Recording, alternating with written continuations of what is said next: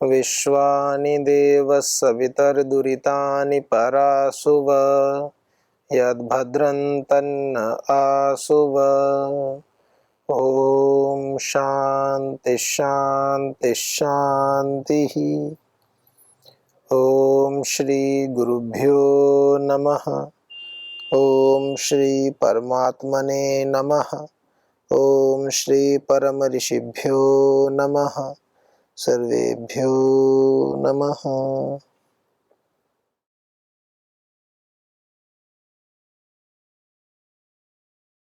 वैदिक संस्कृति के इस अंक में आप सभी का स्वागत है।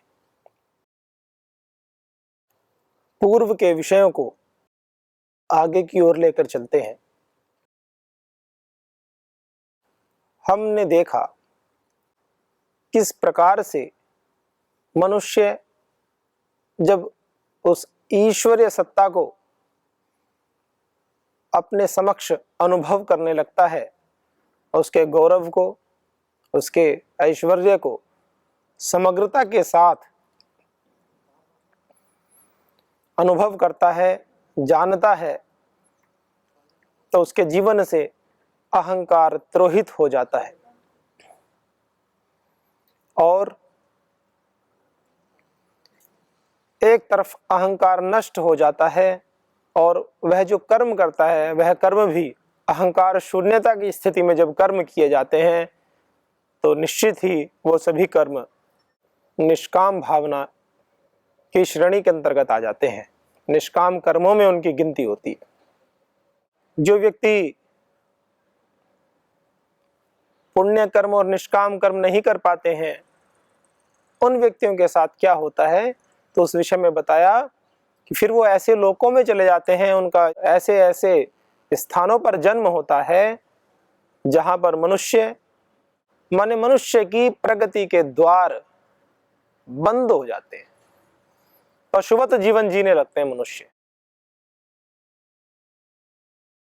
इसीलिए तो कहा असुर नाम ते लोका अंधेन तमसा वृतः। अंधकार से आच्छादित नहीं, घन घोर अंधकार से आच्छादित ऐसे स्थानों पर उनका जन्म होता है जो लोग अपनी आत्मा का हनन करते हैं।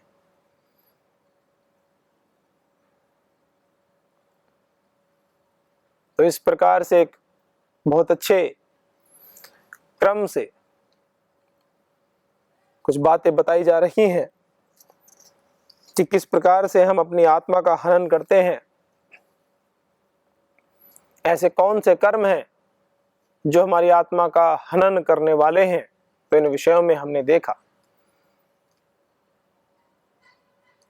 आत्म उत्थान और आत्म हनन करने वाले जो कर्म है, माने एक सीधी सीधी लकीर हम अगर खींच लें, सीधी सीधी एक लकीर ड्रॉ कर लो, ये विधि है और ये निषेध है। इसके इधर गए तो निषेध पक्ष, इसके इधर गए तो विधि पक्ष। माने विधि पक्ष का अतिक्रमण करके निषेध पक्ष में प्रवृत्त नहीं होना है, इतनी सी बात है। विषय आएगा कि विधि पक्ष क्या है, हमें कैसे पता चलेगा कि ये विधानम विधि, इसका निर्धारण कैसे होगा। तो इसका निर्धारण होता है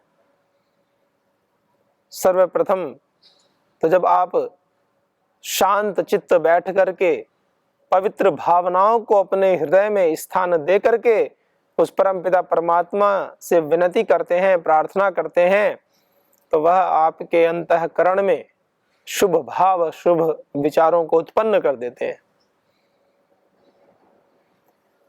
दूसरी, गुरु, आचार्य, शास्त्र, माता पिता, विद्वान माता पिता होते हैं तो वो अपने बच्चों को शिक्षा देते हैं।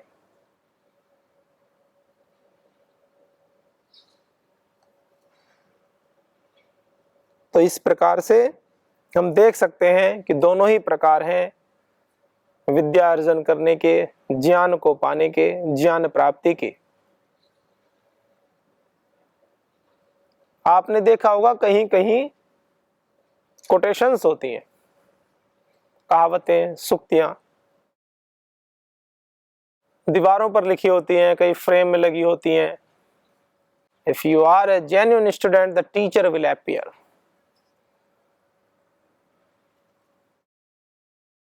यदि आप एक अच्छे शिष्य हो तो गुरु आपको मिल जाएंगे। Be an honest student, that is the demand of this path. Honesty, सच्चाई, आपके अस्तित्व में गहराई और सच्चाई दोनों होनी चाहिए। तो आपके गुरु, आपके अध्यापक, आपके आचार्य आपको उस पथ पर आगे ले जाने वाले जो हितैषी हैं, जो पथ प्रदर्शक हैं, वो आपको मिल जाएंगे।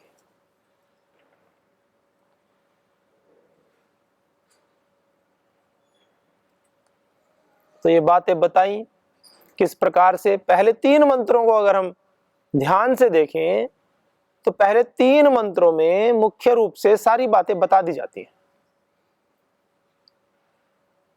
योग दर्शन में देखिए, महर्षि पतंजलि जी द्वारा रचित जो योग दर्शन है उसके प्रमुख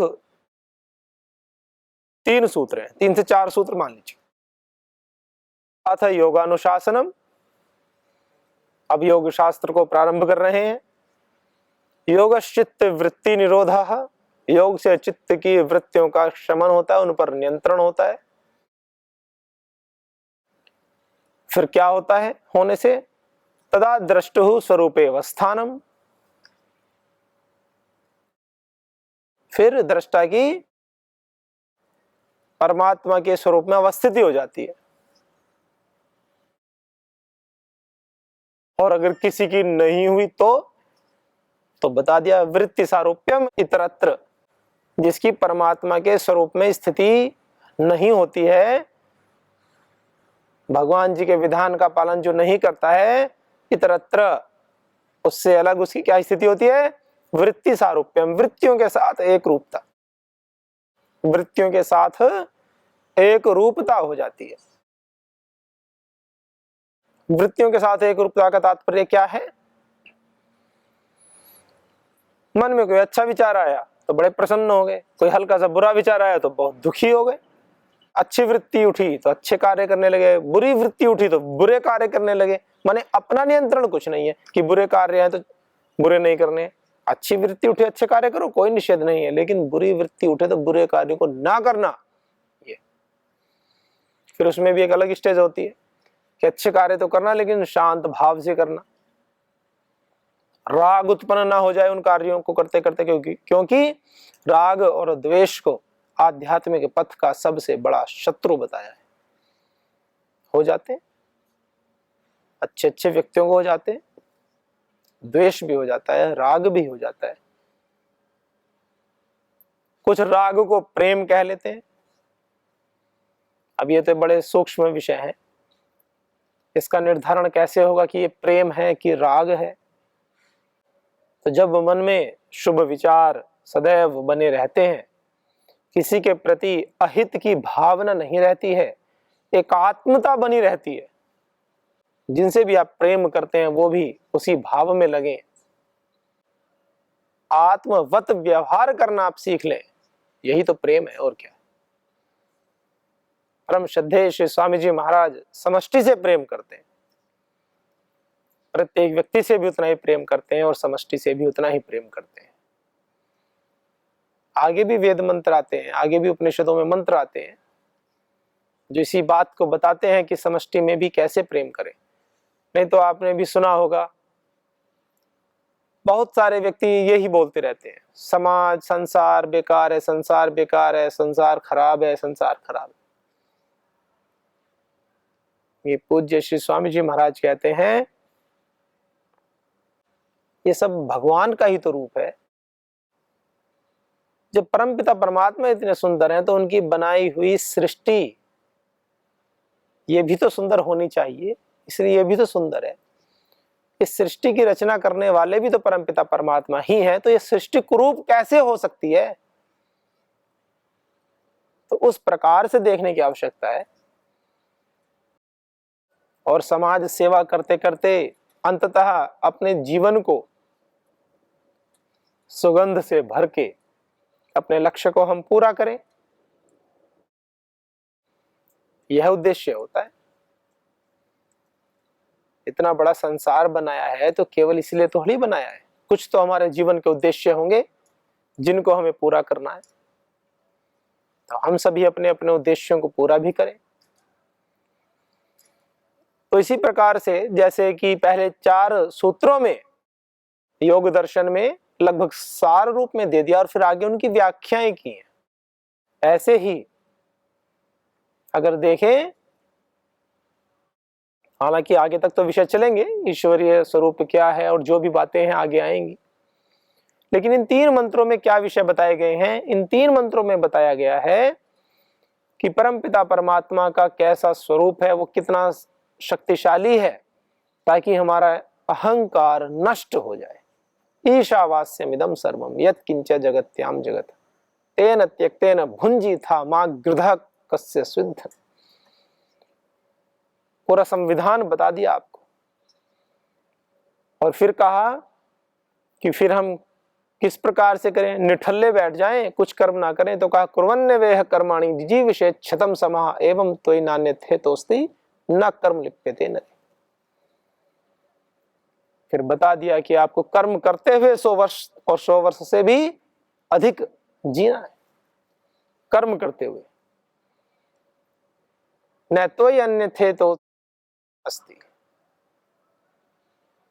अन्यथा इतः त्वयि नरे, तुझ नर में इससे अलग करने के लिए कुछ नहीं है, ऐसे बताया। कोई सोचे कि कर्म नहीं करेंगे तो कर्म के बिना कोई और मार्ग भी नहीं है जीवन में। तो इस प्रकार से जब शांत चित्त होकर के परोपकारार्थ यह जीवन लग जाता है और कर्म करते हैं, तो फिर वो कर्म जो होते हैं वो हमें कर्म के बंधन में बांधते नहीं है। और फिर और जो है इस प्रकार से कर्म नहीं करते हैं, जो केवल स्वतः स्वार्थ पूर्ति में ही लगे रहते हैं, तो अगला उपनिषद के मंत्र क्या कह रहे हैं? असूर्य नाम ते लोका अंधेन तमसा वृता तांस्ते प्रेत्याभिगच्छन्ति ये के आत्महनो जनाः। फिर अगली बात बताइए कि फिर वो ऐसे गहरे घनघोर अंधकार से भरे लोकों में ऐसे स्थान पर उनका जन्म होता है जहां उनको दैवीय प्रकाश, जहां उनको सत्व का भास भी नहीं होता, वो नारकीय जीवन, तामसिक जीवन ही जीते रहते हैं, ऐसे होता है। एक बहुत बड़े विषय को उपनिषद के ऋषियों ने व्यक्त किया है। फिर आगे क्या कहा? आगे उस आत्म तत्व के विषय में ही आगे और वर्णन कर रहे हैं। उस ईशावास्यम मिदम सर्वम, ये जो तत्व है उसके विषय में क्या बताया? अनेजदेकम मनसो जवियो नयन देवा आपनुवन पूर्वमर्षत। अनेजदेकम, अनेजद एजरी कंपनी धातु होती है।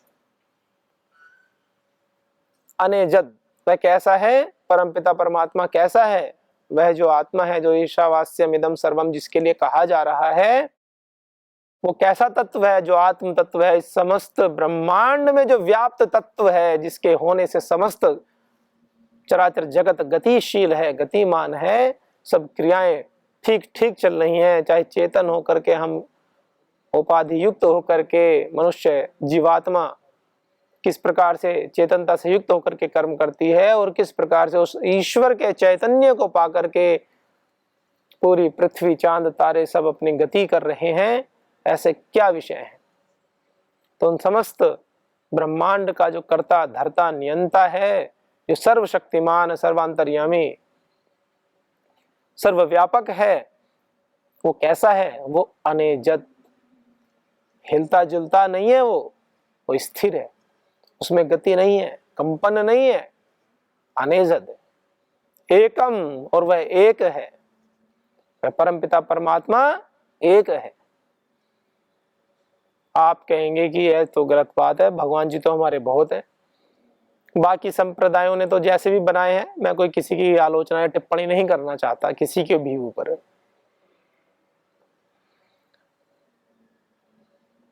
लेकिन हम अगर अपने ही एक बहुत विशाल समुदाय में देखें तो कितने भगवान बनाए। कोई बुरी बात नहीं है। इससे तो एक बात यह भी है कि हमारे इसमें बहुत अच्छे अच्छे महापुरुष भी पैदा हुए हैं ना, इतने कि जिनको भगवान की श्रेणी में रख दिया गया है। ये तो गौरव की बात है। किसी भी जाति के लिए यह गौरव का विषय होता है। जाति का अर्थ कहता हूं जैसे मनुष्य, मनुष्य जाति, तो कोई संप्रदाय है तो कोई विशेष, तो यह तो एक बहुत बड़े गौरव का विषय है ना कि ऐसे ऐसे महापुरुष हुए हैं कि जिनको हमने भगवान की संज्ञा दी है।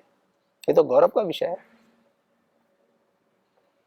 इसमें कोई शर्म की बात नहीं है या कोई कटाक्ष करने का विषय नहीं है। उन्होंने अपने जीवन से, अपने तप से, अपने कर्मों से स्वयं को परमपिता परमात्मा के जैसे गुणों को अपने अंदर आत्मसात करके ऐसे ऐसे कर्म किए हैं कि मनुष्य उनको कह देता है कि नर से नारायण बनने की जो यात्रा है उसको उन्होंने पूरा जिया है और ऐसे पुरुषार्थ किए हैं। तो क्या फिर इतने सारे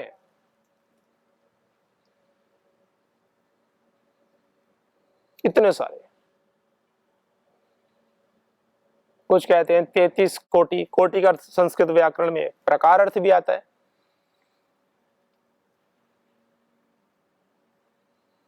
तो कोई कहेंगे 33 प्रकार के हैं, तो उसमें बताते भी हैं वसु रुद्र ऐसे करके पूरे 33 गिनाए भी हैं।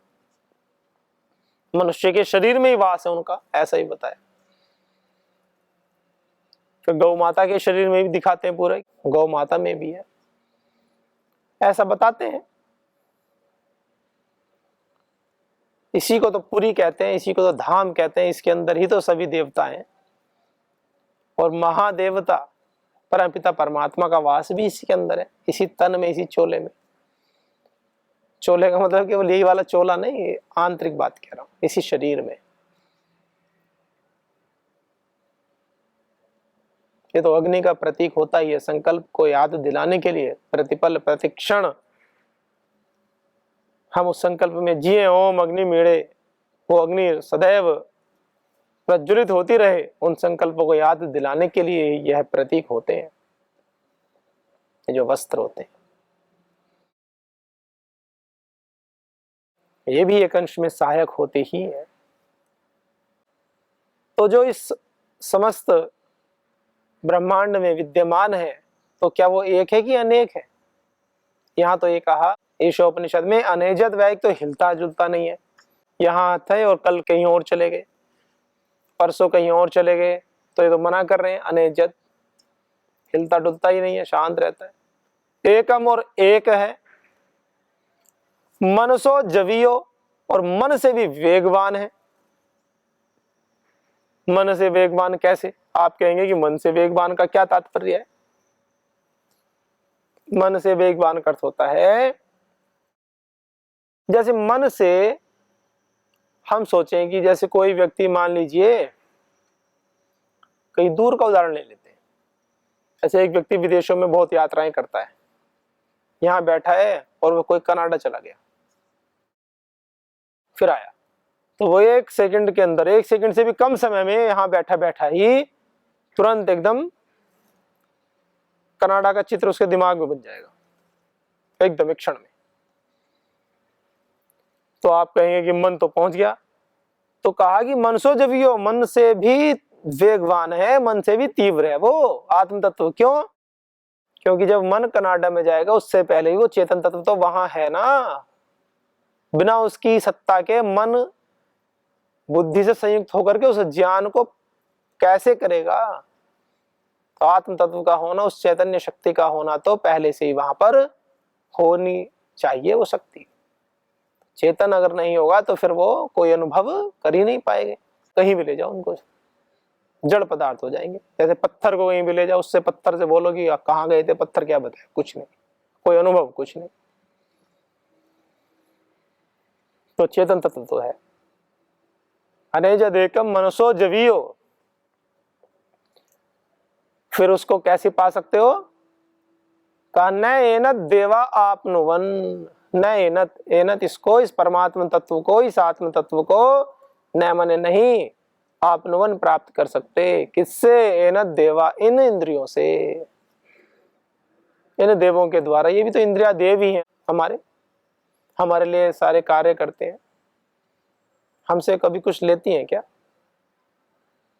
अच्छा बताओ, आपने जीवा को आज तक क्या खिलाया? जीवा को क्या खिलाया? जीवा ने गई, वो तो पेट को खिला दिया। जीवा ने क्या खाया? उसने कोई अपने अंदर क्या ऐसा सामान रखा कि मैंने खा लिया? और स्वाद भी आप ही को बता देती है वो तो टच करके बस ये बताती है कि ये मीठा है कि ये खट्टा है। खुद क्या करती है? सब अंदर दे देती है। नासिका को क्या खिलाया आपने आज तक? चक्षु को क्या खिलाया? वो ही आपको बताती रहती है सब कुछ चीजें। तो कह रहे हैं इन बाह्य देवों से, बाह्य इंद्रियों से नयन देवा आपनुवन, इनसे आप प्राप्त नहीं कर सकते। फिर क्यों नहीं कर सकते? और फिर कह रहे सपूर्वम अर्षद, नयन देवा आपनुवन पूर्वम अर्षद, तत्पूर्वम अर्षद। वह कैसा है? वह तत्व पूर्वम अर्षद, पहले से ही पहुंचा हुआ है वहां। इंद्रिय से प्राप्त करने की तो बात छोड़ो, वो है पहले से विराजमान ही है। प्राप्त तो तब करोगे ना जब वह अप्राप्त हो। वो पहले से ही पहुंचा हुआ, हर जगह पहले से ही है, पहले से ही गया हुआ है वहां पे। फिर आगे क्या कहा? तद्धावतः अन्यान तिष्ठति।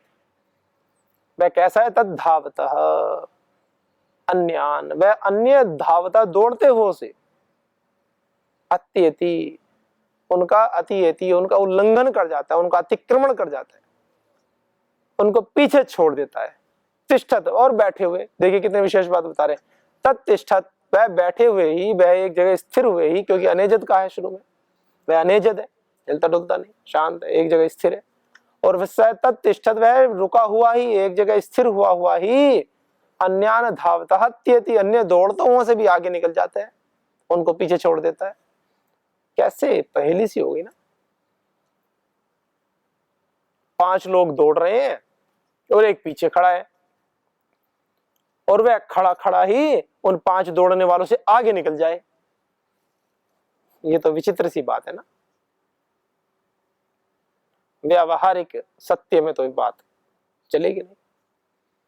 तद्धावतो अन्यान तिष्ठत, तो वो ऐसा कैसा स्वरूप है उसका कि वो अन्य दौड़ने वालों से भी आगे पहुंच जाता है, उनका अतिक्रमण करके उनसे आगे निकल जाता है और दौड़ता नहीं है।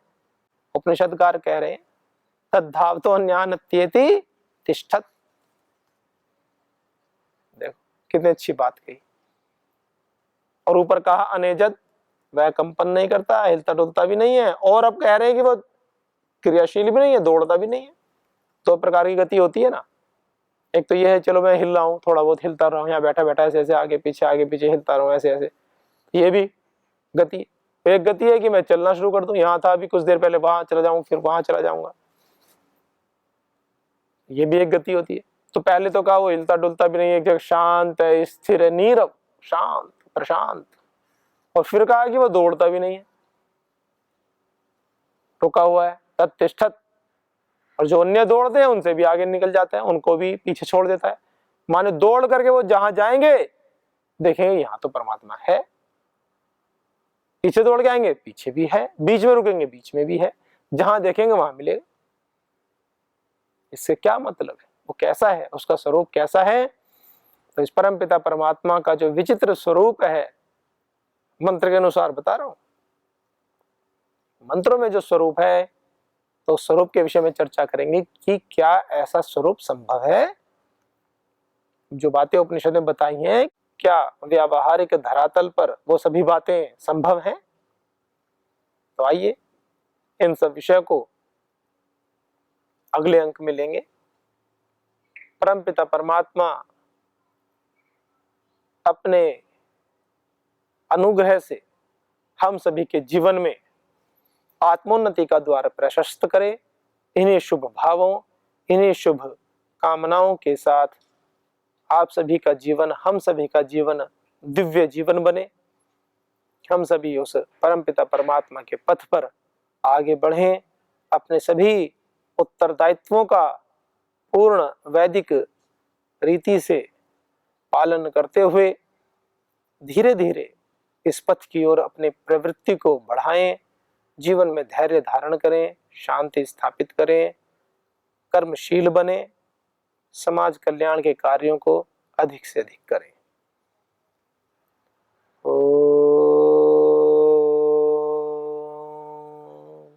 शांति शांति शांति। ओम सर्वेभ्यो नमः।